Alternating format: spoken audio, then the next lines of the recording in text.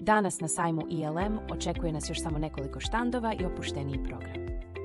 Ćemo vidjeti koje ti novitete otkriji.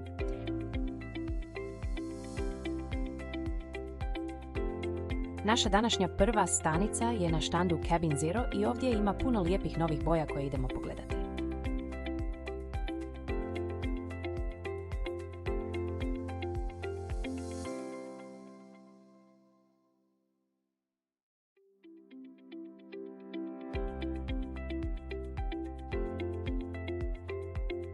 Pa odmah pored štanda Cabin Zero nalazi se Reisenthal i tamo ćemo također otići pogledati jer imaju lijepe nove dizajne koje ćete sigurno uskoro pronaći i na našim stranicama.